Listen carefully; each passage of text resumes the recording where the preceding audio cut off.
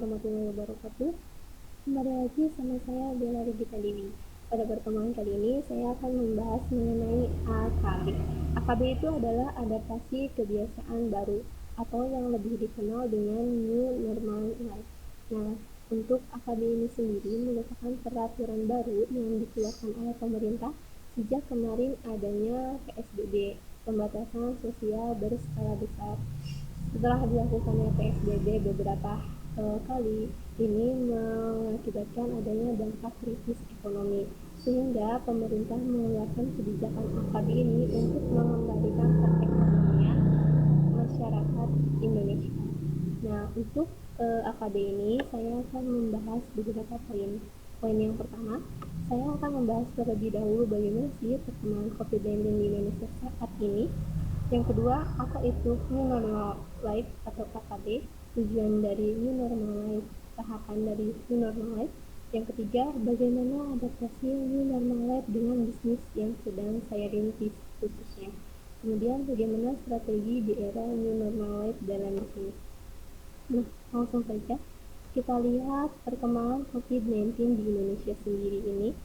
Saat ini, hampir seluruh wilayah Indonesia telah memiliki jumlah kasus COVID-19 yang cukup signifikan. Mulai dari DKI Jakarta dengan jumlah kasus 8.861, kemudian disusul oleh Jawa Timur dengan jumlah kasus 7.597, lalu ada Sulawesi Selatan 2.707, Jawa Barat sebanyak 2.587, Jawa Tengah 1.946, Kalimantan Selatan 1.817, dan Sumatera Selatan 1.326. Kemudian pada hari kemarin, hari Minggu, saya mendapatkan konfirmasi bahwa adanya pertambahan jumlah kasus positif sebanyak 857, lalu dalam perawatan sebanyak 556,5%, dan sembuh sebanyak 38%, kemudian meninggal sebanyak 5,6%.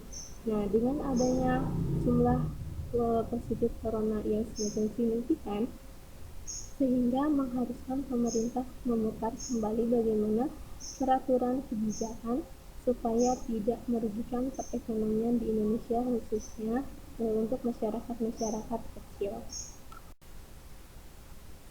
Sehingga dibuatlah sebuah kebijakan AKB atau new normal. Sebenarnya apa sih AKB itu?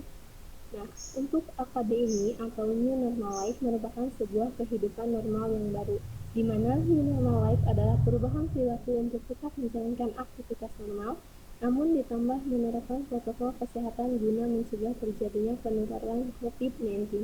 Lantas, bagaimana protokol kesehatan yang seharusnya dipatuhi saat New Normal Life? Nah, di sini saya telah memiliki protokol kesehatan untuk para pedagang dan juga untuk pembeli. Nah, untuk pedagang itu sendiri, yang pertama pastikan harus pengunjung satu arah di pintu masuk dan keluar.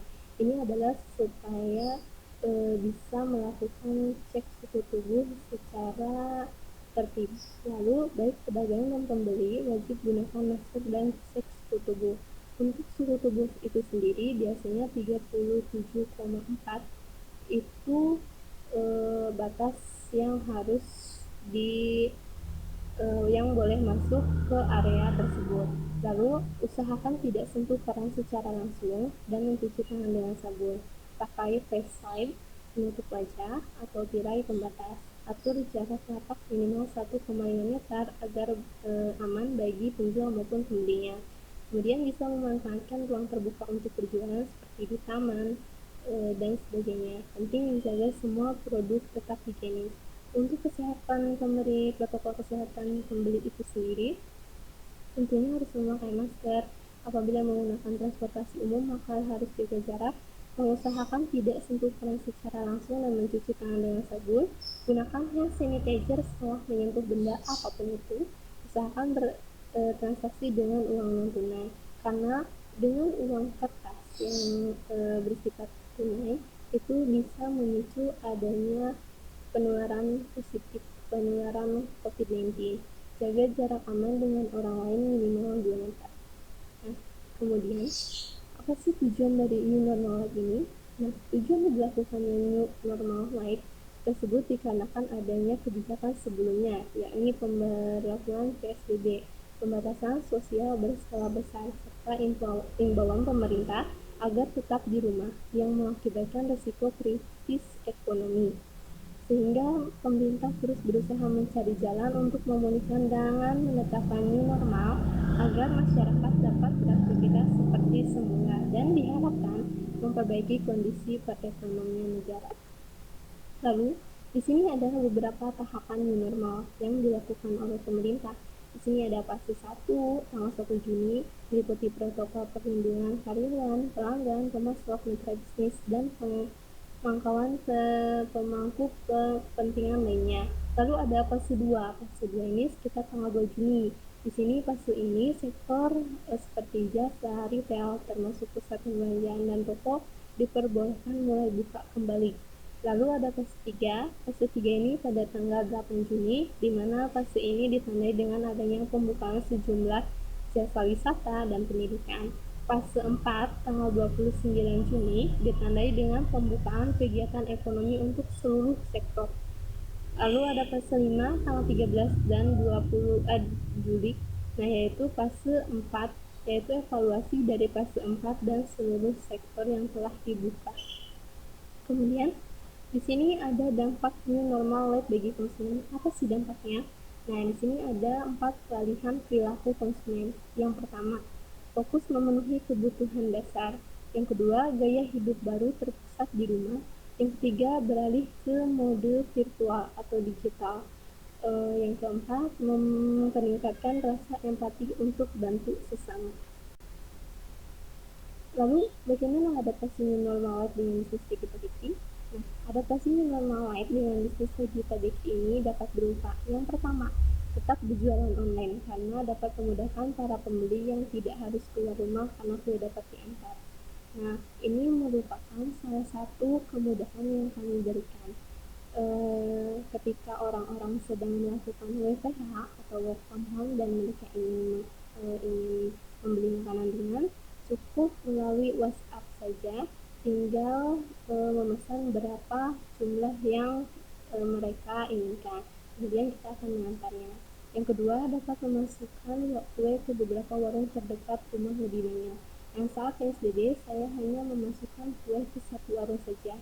Sedangkan sekarang ketika ada new normal life, saya bisa memasukkan 3 toko ke 3 toko supaya bisa lebih mengembangkan bisnis yang saya sekarang sedang rintis. Kemudian dapat berjualan langsung pada CFD di daerah terdekat pada hari Minggu. Nah, kebetulan rumah saya memiliki sarana CFD setiap hari Minggunya. Di desa saya itu memiliki sarana CFD. Saya bisa berjualan di sana dengan tetap mematuhi beberapa protokol kesehatan yang memang telah ditentukan oleh pemerintah. Kemudian strategis di era normal life dengan bisnis Vegeta Bakery, di sini ada beberapa strategis. Yang pertama, dengan melakukan beberapa inovasi terbaru pada makanan agar terlihat lebih menarik. Misalnya membuat bolu kukus yang dilapisi dengan keju, coklat, ataupun rasa lainnya. Yang kedua, menciptakan kreatif untuk membuat makanan lain seperti rempeyek dan rengginang. Nah, untuk rengginang itu sendiri, kita bisa menjualnya secara mentah ataupun matang. Ketika pembeli ingin mentah, maka pembeli tinggal hanya menggoreng saja sendiri. Yang ketiga, melakukan promo untuk delivery. Misalnya, untuk pembelian minimal 1 bundar bolu kukus, maka akan gratis ongkir. Dan pembelian 10 pak bolu sisir, maka akan mendapatkan potongan ongkir hingga 50%. Ini semua saya lakukan supaya bisa lebih mengembangkan usaha yang saya sekarang sedang rintis. Mungkin cukup sekian presentasi dari saya. Bila hidayah, wassalamualaikum warahmatullahi wabarakatuh.